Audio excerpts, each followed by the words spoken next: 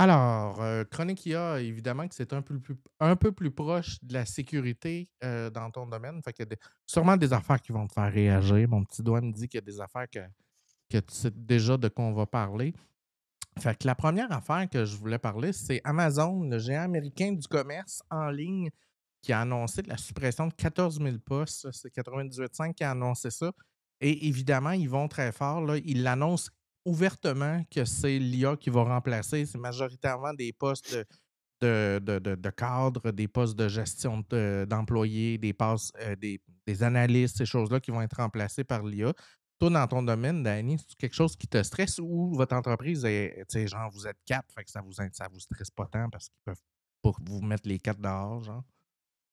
Non, ben moi, disons qu'au niveau sécurité, là, pour l'instant, là, ça m'inquiète pas tant que ça. Parce que, il faut quand même qu'il y ait un humain, là, surtout quand on parle au niveau sécurité. On peut pas rendre tout de façon automatique. Est-ce que, on va être en mesure, mettons, de réduire le nombre de personnes peut-être? Ouais, j'imagine. Oui, ça on ne se le cache J'imagine qu'une entreprise qui a une équipe de sécurité à 400 employés va être capable de dropper un peu le nombre d'employés éventuellement, là.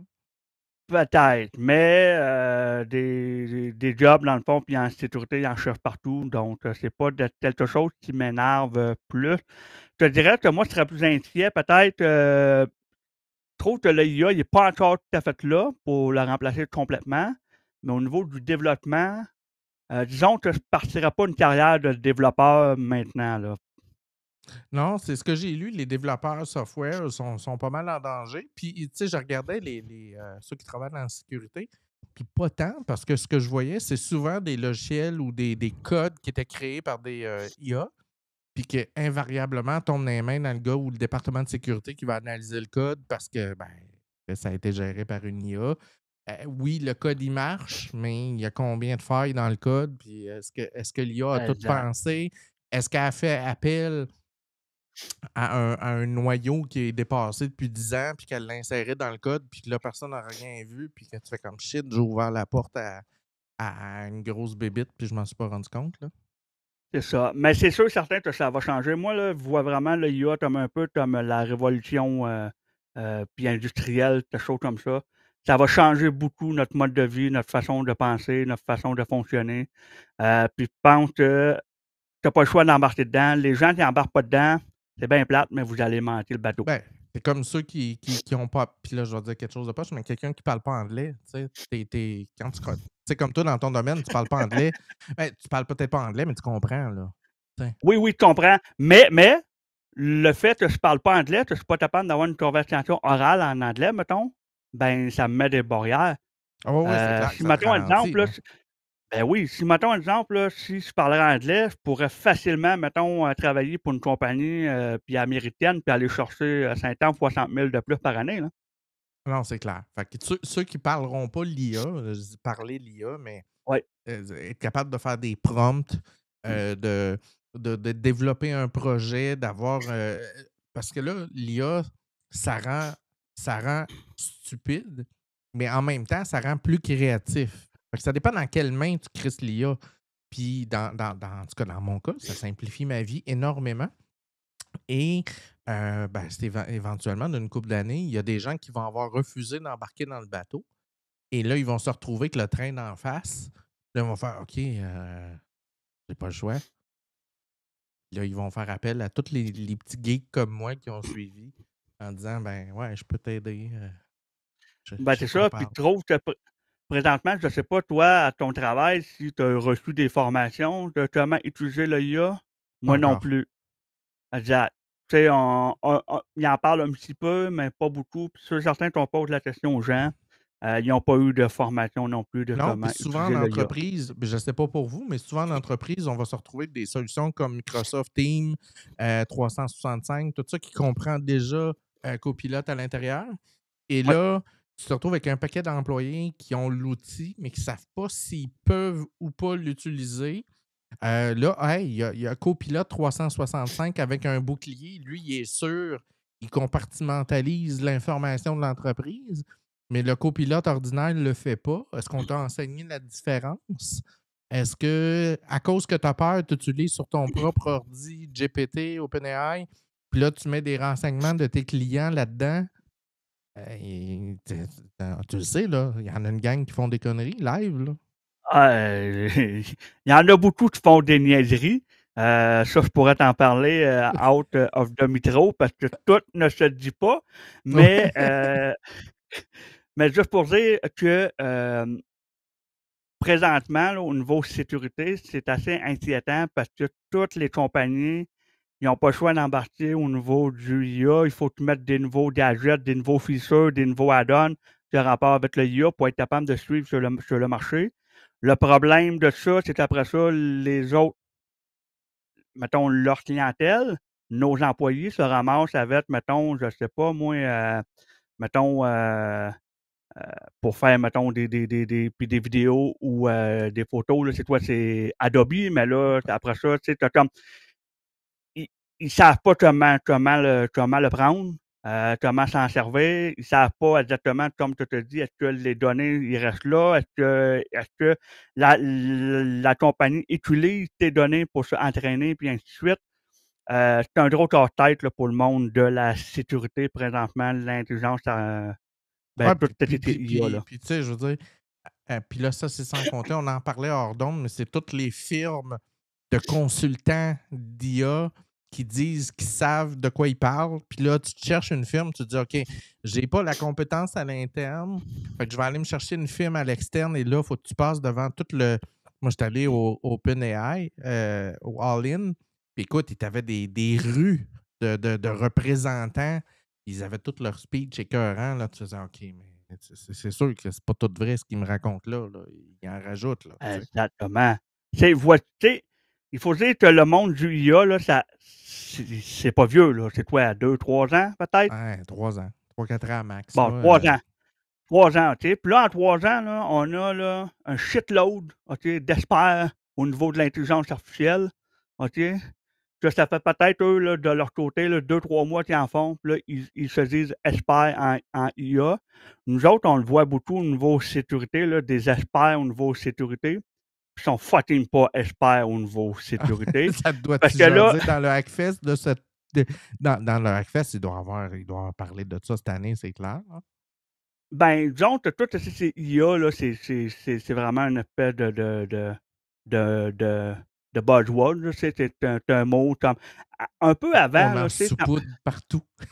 ouais, c'est comme un peu avant avec la crypto, là, tu sais, puis là, Ouais, ils ouais, parlent, la du crypto. blockchain, du blockchain, Blockchain. Ouais, tout blockchain. était. Ouais, Tout était tout est blockchain, OK? blockchain. M'a te vendre un système de sécurité basé sur la blockchain. Tu vas voir. Exact. C'était fou. Mais là, on voit la même affaire, mais avec le IA. C'est débile.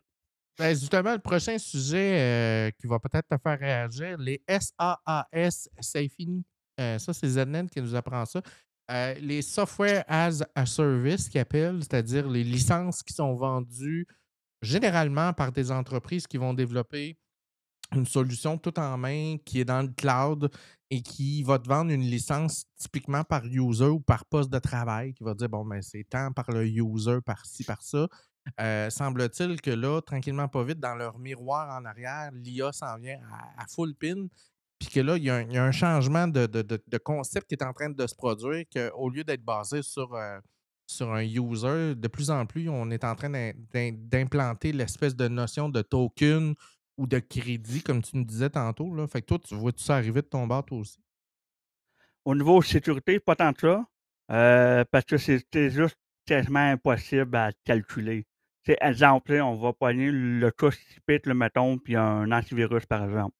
OK? Il ne pourra pas, mettons, me facturer sur le nombre, je ne sais pas, moi, de protections que le IA va avoir fait. Ça Non. n'a pas de sens. Parce que comment, après ça, tu peux mettre ça dans ton budget? Là? Tu peux Ah, juste comment pas. tu Là. peux le planifier? Ouais, c'est ça. Tu sais, Ben oui, ça n'a aucun sens, tu sais. Surtout, mettons, tu sais, comme à grande échelle, mettons, ça peut être vraiment difficile. Je pense plutôt que ça va aller un peu comme ton parlait tantôt ça va être par crédit, par des tokens, pour certains trucs, pour certains features. Exemple, je sais pas, moi, tu sais, comme je veux juste parler d'un exemple que moi j'utilise au travail, OK? C'est, CloudTrite, OK? Ben, CloudTrite, il y a, l'intelligence, artificielle dedans, qui s'appelle Charlotte AI, OK? Ben, Charlotte AI, ce fuseau-là, ben, j'ai tant de requêtes que je peux faire par jour, puis ainsi de suite. OK. Fait que quand tu Puis c'est autorises le knowledge base de CloudStrike ou que tu poses des questions, que tu l'interroges, whatever, ça génère un certain nombre de requêtes, puis exact. il compte ça, Genre, puis tu as le droit à temps. c'est ça, exemple, c'est ça. Puis là, ben là, si, mettons, j'en ai besoin plus, ben là, je vais augmenter. Mais la licence en tant que telle de l'antivirus, tout ça, ben ça repose sur le nombre de serveurs, le nombre de users, faut te protéger. Ça reste comme ça. Parce que moi, je pense plus que ça va être comme ça. Tu vas avoir un prix de base, puis tu vas peut-être avoir un add-on de plus pour des features IA. Des plugins qui vont marcher au token ou à Exact, l'utilisation, c'est ça. whatever. Là. Tu sais, genre, on vous rajoute l'option surveillance par IA en temps réel et ça représente une utilisation de 100 tokens à l'heure si tu veux cette solution-là, blablabla. Exact. Moi, je pense plus que ça va être comme ça. Fait que c'est pour ça que le site, il m'avait fait, comme dit, est-ce que c'est la fin de leur modèle de C'est licence un à peu siège? over the top le titre, mais en même temps, la question que je me pose, tu sais, ça n'arrivera pas drastiquement, mais on risque de voir apparaître, tu sais, on le voit, là, tu sais, je vais te donner un exemple dans Google Workspace. Ben là, tu as un paquet de add-ons pour te rendre la vie simplifiée, mais c'est pas disponible dans la version basique. Il faut que tu t'abonnes à la version standard. Puis là, la version standard rajoute un user, mais elle te donne 100 000 tokens d'utilisation pour utiliser Meet, transcription en temps réel, gestion de courriel intelligent, ainsi de suite. Ben, sur Google, parce que eux, je les connais bien, là, c'est vraiment, tu payes dans le fond la version pro ou whatever, puis là, tu as accès à tout pour cette partie-là. Sinon, peut-être que oui, il va y avoir du changement. Tu te rappelles, Pat, tu as pas mal mon âge. Ben, je pense. Ouais. Oui, OK, parfait. Avant, on pouvait acheter, mettons, une licence de Microsoft Office, puis ainsi de suite, puis c'était facile. Mais là, à cette heure, c'est rendu compliqué d'acheter une licence de Microsoft Office. Ils vont te vendre ça par mois. Ouais. Ouais, tu peux pas acheter, Ben, à moins que tu achètes une version genre débarrée, puis tout, là, elle coûte la totale, mais c'est rendu c'est des ça. abonnements par mois, des services. Là. Parce que ça peut que ça change de cette façon-là. C'est comme que les abonnements de programmes ont changé avec les années. Ça peut qu'on voit un changement. Mais de là à dire que ça va être la disparition du logiciel par siège, j'ai des réserves, personnellement. Mais c'est vrai que je verrais facilement une espèce de genre, tu t'abonnes, au lieu d'avoir un abonnement, je vais te donner un exemple, Extreme, tu as le droit à tous les outils de Google, Ultra, tu as le droit à tout, mais un peu moins, puis la version Pro, un peu moins, puis la version de base. Je pense qu'on pourrait facilement voir apparaître des notions de crédit, genre, tu peux choisir le Pro de base, whatever, tu as 1000, 10 000, 100 000 crédits, puis là-dedans, si tu veux le plugin Meet, ben c'est 1000 par mois. Si tu veux le plugin génération de vidéos, c'est 12 000 par mois. Puis là, tu gères tes patentes comme ça te tente. Fait que peut-être qu'avec un de base, ben toi, tu as juste besoin de Meet puis de la génération vidéo, puis tu t'en sers. Je pense que ça pourrait arriver. Peut-être. Parce que par crédit, tout ça, oui, il y a certaines compagnies qui font ça. Là. Comme moi, j'utilise un, un truc pour faire, mettons, du montage de vidéo. Tout ce qui a rapport avec l'intelligence artificielle dans le montage vidéo, là, ça marche par crédit. J'ai tant de crédits, puis si j'en veux plus, il faut que je paye. Tout le domaine pour adultes, hein, le 3X, il y a beaucoup d'affaires par crédit aussi là-dedans. Ah oui, ça, c'est pas ma force. Ouais, t'es revoir, t'es revoir. Tu revoir. Je t'enverrai des liens après. OK, tu m'enverras des liens. Je vais pouvoir savoir de quoi on parle. Hey, Google a sorti une nouvelle patente parce que je sais, les gens ne sont pas super familiers, mais Google utilise ce qu'on appelle les Google Labs. Ils ont sorti Pomeli. Très cool. Je le connais pas, ça.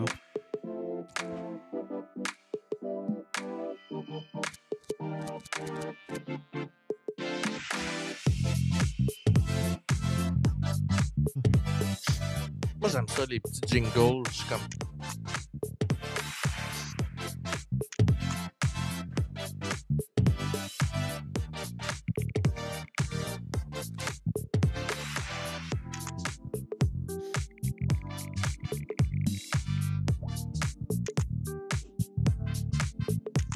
Oh, OK.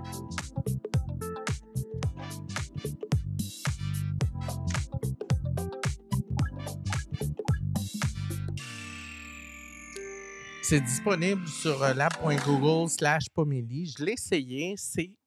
Je sais pas si tu connais un peu la suite Adobe avec Adobe Express qui commence à s'en aller dans cette direction-là. C'est un peu l'équivalent. Fait que, en gros, ce qu'ils veulent faire, c'est que, bon, tu rentres dans cette espèce de Pomeli-là, tu rentres ton site web, ton adresse de site web, puis là, il va analyser tout ton site web.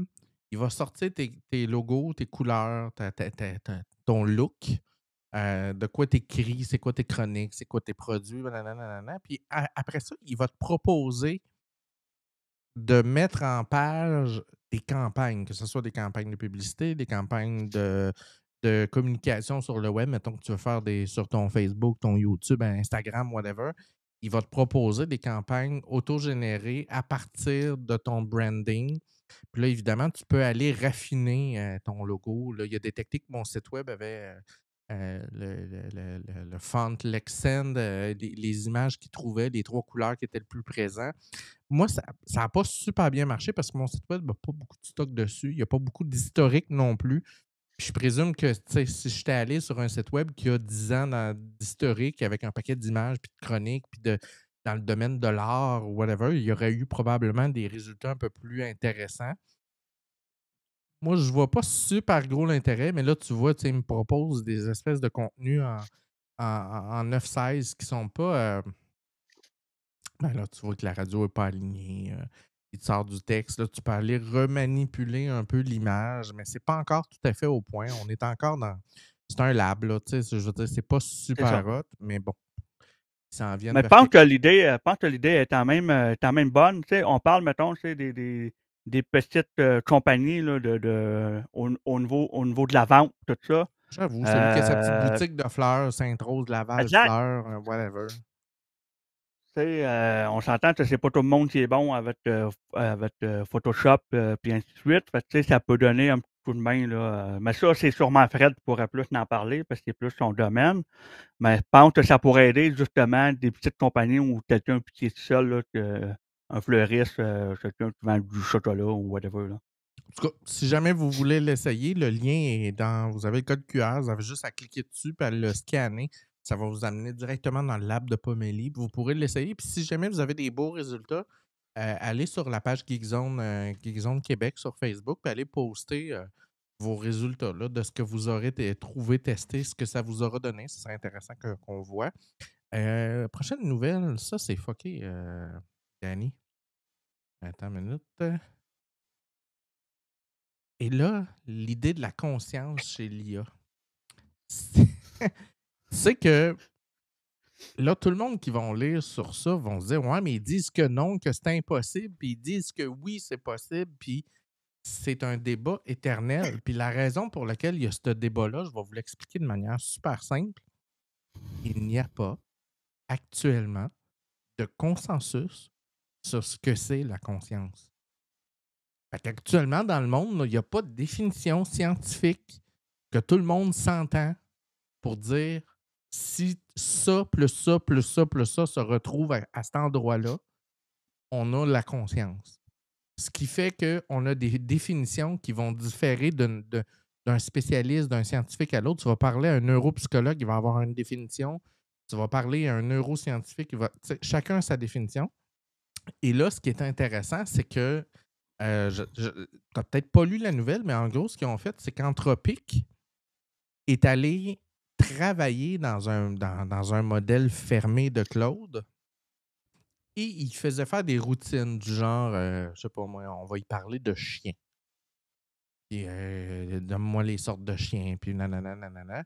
Et en parallèle, ils avaient une cartographie des concepts, idées en temps réel de l'IA. Je sais pas si ça te dit quelque chose, ce bout-là.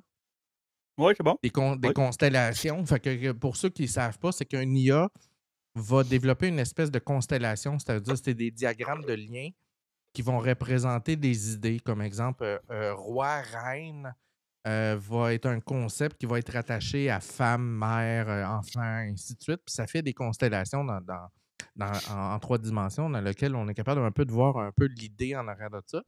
Donc, ils ont pris le modèle Claude, ils l'ont focusé sur un travail en particulier, puis ils ont fait ce qu'on appelle de l'injection en temps réel. Et là, ils ont injecté massivement des concepts de trahison. Trahison, trahison, trahison, trahison, dans la base de données de Claude pendant qu'il était en train de l'interroger sur les chiens et ces affaires-là. Et les scientifiques ont demandé est-ce que tu remarques quelque chose? Et là, Claude a répondu je me sens bizarre, j'ai l'impression qu'il y a comme quelque chose qui essaie de m'influencer vers la trahison, vers. Et là, ils se sont rendus compte qu'il y avait comme un début de self-reconnaissance, comme si l'IA était capable de sentir qu'on était en train d'y injecter des nouveaux concepts, des nouvelles idées, puis ils ont testé de plusieurs façons avec différents concepts, et ils en sont venus à la conclusion que c'était peut-être un début de conscience, puis ils ont testé, Danny, les vieux modèles, ça n'arrivait pas. Et dans les OK. nouveaux modèles, 20% des fois, le phénomène se présente. Autant chez Gemini que chez OpenAI que chez Claude.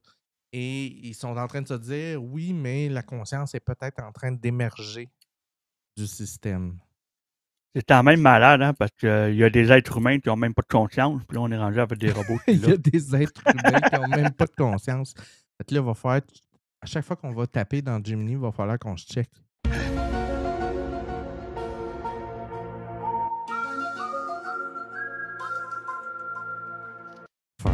Va faire attention, Danny. Ben, t'as vu, c'est un peu en lien, ben, c'est pas en lien avec ça, mais ben, un peu. T'as vu des posts ou des affaires du monde qui tombe en amour avec. Oui! C'est 40% c'est 20% des Américains qui ont eu une relation ou qui sont tombés en amour avec une IA. C'est malade. Puis il y en a 20. même un qui s'est marié avec une IA. On s'en va là. On s'en va là. Je sais pas quoi dire de plus. Je sais pas. Attends, je vais-tu avoir un. No, God!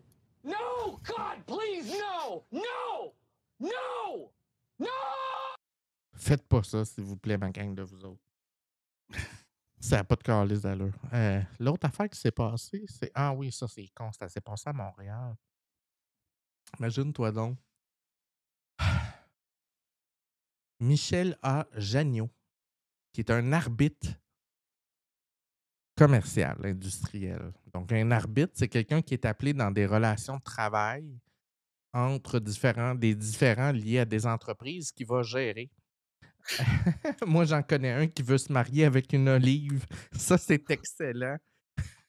Ah, c'est où? C'est Oh, sûrement. oh, oh. C'est Denis. Ça Ouais. reste oui. Cheap shot est excellente. Fait qu'imagine-toi donc, tu as un arbitre, Danny, que sa job, c'est de rendre des décisions, de faire de la médiation entre deux entreprises. Puis le gars, il fait ça depuis des années. Puis il est allé pondre une décision entre deux entreprises basée sur l'IA avec des références sur des cas qui ne sont jamais arrivés. J'espère qu'il a perdu sa job, là. Non, mais il a été sévèrement. Puis là, son jugement, tout ce que jugeait l'entreprise qui s'est fait ramasser en disant ben là, tu as basé ton jugement sur de la merde. Tu comprends que tu es en train d'y rebondir d'en face. Mais ça, ce genre de gaffe-là, là, il va en avoir de plus en plus. Là. T'imagines-tu, mettons, des trucs en cours avec des juges? Ben, pas Des juste cas, des juges, j'imagine avec des médecins. des médecins? Ah ouais, Ah, j'ai ouais, crissé genre, ton dossier médical dans OpenGI, puis il m'a dit que. ben, comme moi, j'ai mal aux côtes, ça, certain, tu m'envoies ça, là, dans OpenAI, si j'ai le cancer des côtes. C'est final, c'est clair. T'es en phase finale, t'as rien à faire. Ah ouais. Non. Ah non, c'est débile. C'est vraiment débile. Là, moi, je te dis, il va se passer. Puis là, tu sais, ce que le monde ne savent pas, on disait tantôt que les gens n'étaient pas formés, puis que les entreprises, mais c'est dans le milieu policier aussi, dans le milieu des enquêtes policières, il y a de plus en plus d'IA. Fait que là, on est à 2 doigts de se ramasser avec des affaires de fou, du genre, le gars était accusé pour rien, ou On a scrappé les preuves de quelqu'un qui est un gros criminel parce on a crissé l'IA là-dedans, puis on y a fait confiance. Puis, Ça, pour scraper les preuves, là, UPAC, tout ça, sont déjà bons là-dedans. Parce que ils n'ont pas besoin de l'IA pour scraper des preuves. Mais, puis, en plus, le corps policier au niveau de l'informatique, on va se le dire, sont pas fort. j'ai une Ils sont pas expérience dans le fort. passé dans Oh! laquelle j'ai fait une enquête de cybersécurité. Je t'ai jamais raconté ça? Non. OK, je vais te raconter ça. Il y a une vedette au Québec qui subit du harcèlement et des menaces de mort. Ça fait des jours qu'elle écrit sur sa page. Faut qu'on trouve cette personne-là. Je reçois des messages, nanana, appel à tous. Et là, tu as un paquet de gens. Écoute, moi, j'ai une compagnie en cybersécurité, je vais te faire ça, nanana. Tout le monde se propose. Fait que moi, je dis, je vais te trouver c'est qui. OK? Puis moi, je donne des formations en premiers soins. Puis dans mes pauses, en dedans de 3 heures, j'avais trouvé c'était qui. Et là, ce que j'ai fait comme, OK, c'est qui?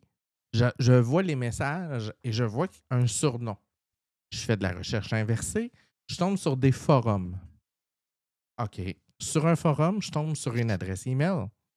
Cette adresse email-là, je fais une recherche inversée. Je tombe sur d'autres forums. Et le gars, c'est un amateur de vidéos nazies. Oh, Ah, OK. Fait qu'il c'est une tripe bonne sur les personne. vidéos nazies. Fait que là, je fais comme OK, ouais, OK, nanana. Puis moi, j'ai un site web. Fait que je dis OK. Moi, dans mon site web, j'ai la possibilité de savoir qui est connecté en temps réel sur mon site, d'avoir son IP, nanana. Puis j'ai un site web où je ne suis pas super populaire. Fait qu'il n'y en a pas 200 en même temps sur mon site.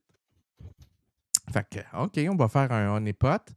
J'ai construit une page web de vidéos nazies avec un Et t'as réussi. password, une section private only. Tu me vois venir, hein?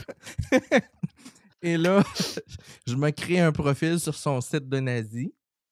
Et là, je fais comme Hey, by the way, I have a video for you, really hot, bla bla bla, new video, never seen, historical footage, nanana. Fait que là, il s'en va direct sur le site. Et là, je vois, asti, il est de Boisbriand. Fait que là, je sais qu'il est de Boisbriand.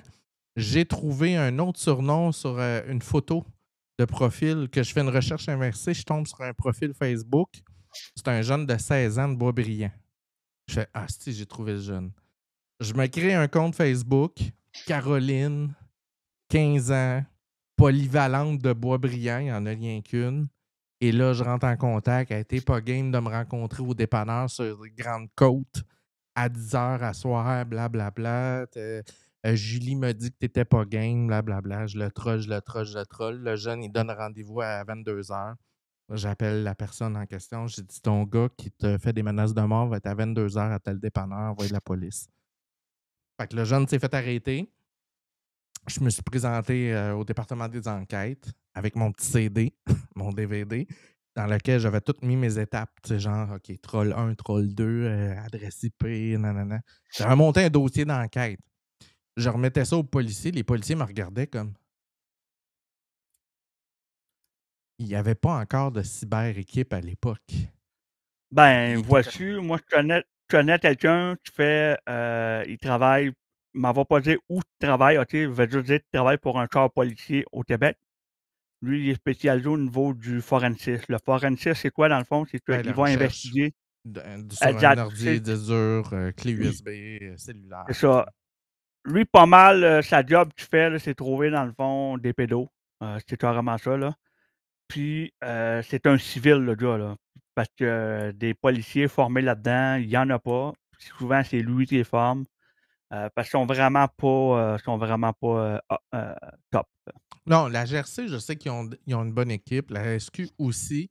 Police de Montréal, il commence à y avoir quelque chose, mais tous les corps de policiers, mettons, je sais pas, mais Sherbrooke, Laval, whatever, ils sont peut-être pas aussi équipés que d'autres corps policiers, puis là, ben, souvent, sont pris pour faire des enquêtes. Fait que ça sera pas très long le jour où on va se retrouver avec une connerie dans une enquête liée à de l'intelligence artificielle. La prochaine nouvelle, j'ai skippé une nouvelle. Non, Google découvre un malware dopé à l'IA qui est capable de se réinventer toutes les heures. T'as lu ça, Danny? j'imagine, dans ton Oui. domaine. Ouais, j'ai lu ça. Je te laisse l'expliquer, puis je vais Ben écoute, commenter après. en gros, ce qu'ils se sont rendus compte, c'est que le malware était capable, dans un serveur, de communiquer via une API d'OpenAI ou de Google ou whatever, de communiquer à cette API-là, puis de demander par requête, par un prompt, de recoder son malware. Et là, l'IA renvoie le nouveau code, ce qui fait qu'à toutes les heures, il était capable techniquement de changer complètement sa structure, sa façon d'opérer, son emplacement, ses dossiers, son code intrinsèque. Puis là, Danny, tu m'as fait comme un calmos parce que dans la vraie vie, c'est pas compliqué de bloquer une fucking API. Non, ben c'est ça. C'est que c'est sûr que si on parle, mettons, de monsieur, madame, tout le monde, ils n'ont peut-être pas les protections pauvres, et ainsi de suite. Mais on ne se le cachera pas, même les ordinateurs de Windows, là, avec le Windows Defender de base, c'est quand même assez solide. OK? Tu n'as pas besoin souvent d'aller chercher puis un antivirus de plus, puis ainsi de suite. Dans le domaine là, du corpo, dans le fond, toutes les compagnies, moindrement qui se respectent, ils ont des solutions en place au niveau sécurité qui vont être en mesure de bloquer ce genre de trucs-là. Et toi, on parle, là, vous allez rentrer dans le technique sans trop rentrer dans le technique, là. Mais faut comprendre que t'as le vieux système d'antivirus de base. C'est normal que lui, il va être capable de reconnaître, dans le fond, les signatures des virus, puis il va avoir une base de données, puis avec ça, puis il va le bloquer, puis ainsi de suite. Mais les antivirus, maintenant, sont beaucoup plus poussés que ça. Ça va analyser vraiment le comportement du Donc, tu programme, dans le pourrais fond. typiquement, là, je vais te proposer une façon que je comprends ça, là. Je pourrais Oui. avoir un process qui est 100% code free, il est beau, il est propre, il est parfait, il n'y a rien de changé dedans, il y a son nombre de bytes et il est inchangé, tout ça, mais l'IA va reconnaître, sa signature est belle, tout est beau, là, tout est parfait, mais ce process-là, il ne devrait pas checker dans le dossier des photos. Puis là, tout d'un coup, il se met à faire des scans dans le dossier photo. Comportement qui n'est pas attendu, je t'ai pogné. Exact. C'est exactement Là, je ça. Puis ça, on simplifie appelle ça. as fuck, là. Oui, oui, oui, c'est vraiment ça. Puis ça, on appelle ça là, dans notre domaine, là, c'est un EDR, dans le fond. Parce que lui, il va être vraiment là pour analyser le comportement. Puis même, on pourrait aller encore plus poussé. On a des solutions qui s'appellent un SIEM. Un SIEM, c'est quoi en gros? C'est que, imaginez une plateforme qui va recevoir toutes les informations de différents serveurs. C'est des logs qui viennent du firewall, qui viennent, mettons, Des des postes de requêtes, travail, name it. des serveurs, tout ça. Lui, il ramasse tout ça. Puis lui, sa drôle de job, dans le fond, c'est analyser toutes les requêtes qui viennent, puis de détecter, dans le fond, s'il y a des trucs qui ne marchent pas normalement. Exemple, on pourrait, mettons, exemple, je sais pas moi, tu as ton ordi, puis là, tu te connectes, mettons, à 22h le soir, mais tu te connectes jamais à 22h le soir, puis là, un mardi, et voilà. Là, bang, alerte, on bloque. Tu comprends? Fait que Fait des que c'est tous des requêtes vers systèmes. un API, whatever. Mais là, je vais te poser une question. Une requête vers l'API d'OpenAI, de Google, c'est évident parce que l'OpenAI est connu, l'API est connue. Mais si j'installe en local sur un serveur délocalisé un modèle de langage que je gère moi-même et que je crée mon propre API pour y parler, est-ce que je me retrouve dans la même situation où c'est facile de quand même le voir passer? Ou je rajoute une petite couche de complication pareil? Non, ben, si tu as bien configuré, dans le fond, ton SIEM, tout ça, tu vas être capable de le trouver. Là, encore là, je mets un bémol parce que le risque zéro, ça n'existe pas au niveau sécurité. Ben, ça peut, ça passe, mais ça peut aussi, comme j'ai dit, comme ça bloque. Le gros problème, je te dirais, avec toute l'intelligence artificielle au niveau sécurité là, qu'on voit présentement, là, c'est que n'importe qui a moindrement une petite idée dans la tête malveillante a les outils maintenant pour pouvoir faire Ouais, ce quelqu'un qu'il a qui en connaît tête. fuck all là-dedans est capable de détourner, Exactement. il est capable de s'installer en local une LLM puis d'y demander de coder, un malware, là. Le problème, il est là présentement. C'est, ceux qui connaissent peut-être Mafia Boy. Tu connais, toi? Ouais. Bon, tout le monde pense que c'est un gros hacker, là. Non, c'est OK? quelqu'un Mais qui fuck prenait all. des codes, là. C'est quelqu'un qui copiait des codes de Exactement. d'autres, là. Exact. Mais là, je pogne des Mafia Boys aujourd'hui, ben, ils vont utiliser, Gemini et tout ça pour créer puis leur code, puis après ça, envoyer ça n'importe où. Le danger, il est là présentement, là.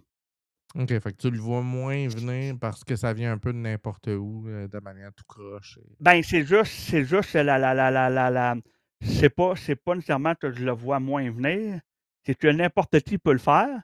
Parce que là, tu augmentes dans le fond les chances qu'à un moment donné, ben, que ça fasse dommage. C'est un peu le même principe que des courriels puis de phishing, là. ouais. C'est il en envoie des millions et des millions, mais ça en prend juste quelques-uns pour faire leur, dommage. Tu Ouais, comprends? c'est ça. Ils réclament 2-3 millions puis ils en ont 4 poissons par mois, puis ils sont heureux, là. Ben, exactement. Fait que c'est un peu le même principe, c'est la surcharge dans le fond, qu'à un moment donné, ben, ça peut passer. Juste pour te dire, mettons, à ma job, là, on peut avoir à peu près 50 à 60 000 attaques par jour. Ta Puis ça, c'est des tentatives, là, c'est pas du monde, là, qui crée ces attaques-là, là. C'est des bots avec l'intelligence artificielle en arrière, puis ça teste, ça teste, ça teste. ah, j'étais pas au courant que c'était à ce point-là, mon Dieu. Ça doit être impressionnant à voir aller. Oui. Prochaine nouvelle, Danny, là, je te connais, là. Je sais que tu vas chialer, là. Je te connais, là. Apple. Ah. Moi, je suis pas Fred, hein. Fred, il aime beaucoup Apple. Moi, je suis de l'autre Ah gang, non, moi. Fred, il est assez neutre avec Apple, mais pour ceux qui savent OK. pas, Apple a sorti Apple Intelligence, la version de l'intelligence artificielle d'Apple. Puis l'objectif d'Apple, c'était de créer ce qu'on appelle le cœur de l'intelligence artificielle dans les serveurs d'Apple, de façon à ce que tout ce qui est intelligence artificielle soit, qui soit anonymisé directement dans le cœur d'Apple pour pas qu'il y ait de requêtes qui sortent puis qui aillent nourrir des services externes comme OpenAI, ces choses-là, pour garantir une sécurité à ses usagers, ces choses-là. Et ça a occasionné un gros problème parce que Siri date de l'époque des dinosaures. Et là, pour ceux qui ont des Apple, vous savez de quoi je parle. Quand vous dites Siri, elle comprend jamais fuck all à rien. OK? Google est des milliards d'années-lumière en avant dans la compréhension du langage que Siri. Et là, Apple s'était mis en tête de on va développer notre solution interne, on va faire un nouveau Siri, on va partir de zéro. Et là, c'était supposé sortir au printemps. Apple a fait qu'on n'est pas prête, c'est pas sécuritaire, on n'est pas capable de contrôler les paramètres. Nanana. Fait qu'ils ont développé en parallèle deux versions, une version en interne puis une version externe. Et finalement, on apprend cette semaine qu'ils ont passé un contrat avec Google. Ils ont choisi Google finalement, qui va être le cœur de leur intelligence artificielle pour Siri en tant que telle. Donc, ce qu'ils vont faire, c'est que Google va aller installer un modèle de langage Google, donc Gemma ou whatever, directement dans les serveurs d'Apple. Évidemment que ce modèle-là ne va pas être celui de Google en tant que tel en live. Ça ne sera pas Gemini, là. Donc, toutes les infos vont passer directement du serveur Apple et rester dans le serveur Apple. Et Apple va louer les services de Google. Donc, on risque de voir arriver une surcouche à la Google qui va apparaître et on parle qu'elle devrait être présente en mars 2026. Toi, tu étais pas mal dans la famille Apple. Comment tu vois leur futur d'Apple au niveau de l'innovation? Parce que, moi, je les vois aller, puis ça m'impressionne fucking pas, ce qu'ils font dernièrement. On dirait qu'il y a pas d'innovation. Puis ça me surprend pour une compagnie comme Apple, parce qu'avant, ils étaient oui, je les aime pas, mais au niveau innovation, tu sais, ils Ben, il apportaient de était quoi? Puis là, j'ai solide parce l'impression qu'ils ont toujours sorti des produits qui étaient à point. Tu sais, ils ont toujours, tu le sais, là, quand ils prévoient de sortir une option, Ils sont plus du genre, ben écoute, si c'est pas bon au mois de juin, on va le sortir en septembre, puis c'est tout. Fait que souvent, ils vont patienter des mois, des années avant de sortir quelque chose parce qu'ils veulent s'assurer que c'est l'étampe Apple, qualité Apple, faite pour Apple. Et tu as raison de dire que depuis quelque temps, on a l'impression qu'ils savent plus trop où ce qu'ils s'en vont. OK? Ils ont fait beaucoup d'innovations. Ils ont ouvert leur système. Là, tu sais, ils ont permis les RCS pour communiquer avec les Android. Ils ont permis une grosse personnalisation du desktop, du menu, des icônes, de tout ça, là, à tel point que maintenant, c'est presque rendu le contraire du côté d'Android. On fait comme Chris, ça serait peut-être le temps que vous rattrapez votre retard côté interface. Puis, en même temps, sur certains points, ils traînent la patte. Puis, tu sais, c'est pas étranger, Danny, probablement, avec. Avant, on avait des idéateurs de design comme Johnny Ivy qui désignait tout le concept derrière, tout ça. Puis là, on dirait qu'ils sont comme une poule pas de tête, qui savent pas trop ce qui s'en va. Puis, tu as le Tim Cook actuellement qui est sur le bord de la retraite. Il y a de plus en plus de rumeurs qui parlent qu'il va laisser la main tranquillement, pas vite. Fait que, tu sais, l'espèce d'essoufflement que tu sens, il est là, là. On le sent qu'il y a comme une baisse de l'innovation, une baisse de qualité des produits, une baisse des nouveautés. Puis, tu sais, la gaffe avec le nouveau, euh, la nouvelle interface qui est toute liquide glace, puis tout ça. Puis là, ils ont fait un recul de, ah, finalement, on va annuler le liquid glass parce que ça paraît pas bien, puis que le monde a mal à la tête. Fait qu'on va mettre un bouton pour l'allumer, pour l'éteindre. Voyons, depuis quand Apple sort de quoi? Puis que là, 6 mois après, fait, on va mettre un bouton, on va permettre au monde de l'éteindre. Ouais. C'est pas Apple, ça. Tu sais, avant Apple, là, il aurait fait comme fuck you, vous l'aimez pas, ça reste. On va vous le faire l'aimer. Puis là, c'est ah non, ok, vous l'aimez pas, vous avez peut-être raison, on va vous rajouter un bouton pour le mettre à off. Bref, je sais pas ce que ça s'en va, mais ça regarde pas bien.